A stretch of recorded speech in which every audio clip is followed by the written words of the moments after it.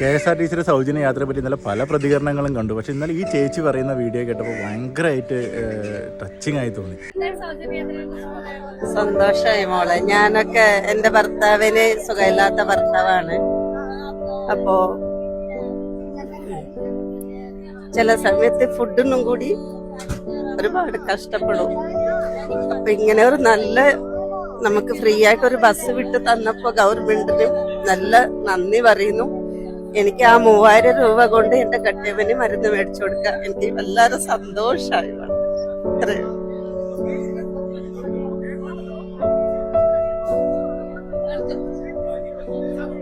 കാരണം ആ ചേച്ചി പറയുന്നത് ശരിക്ക് ആർക്കാണ് ഇത് ഉപയോഗം വരുന്നത് എന്നുള്ളതാണ് നമ്മൾ മനസ്സിലാക്കുന്നത്.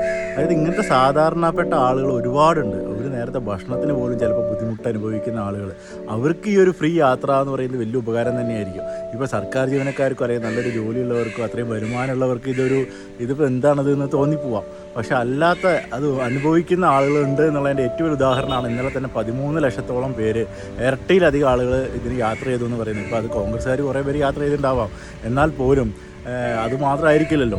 ഒരുപാട് പേരപ്പോൾ അത് പ്രയോജനപ്പെടുത്തി എന്ന് തന്നെയാണ് നമ്മൾ മനസ്സിലാക്കേണ്ടത്. 13 ലക്ഷം എന്ന് പറയുന്ന ഒരു ചെറിയ സംഖ്യയല്ല. നമ്മൾ 1 മില്യൺ എന്ന് പറയുന്നതാണ് ഈ 10 ലക്ഷം എന്ന് പറയുന്നത്. അപ്പോൾ അതിലധികം ആളുകൾ യാത്ര ചെയ്തു, ഇത് ഉപയോഗപ്പെടുത്തി എന്ന് പറയുന്നത് ശരിക്ക് ഗവൺമെൻറ്റിനും ഒരു വലിയ വിജയം തന്നെയാണെന്നുള്ളതാണ് യാഥാർത്ഥ്യം.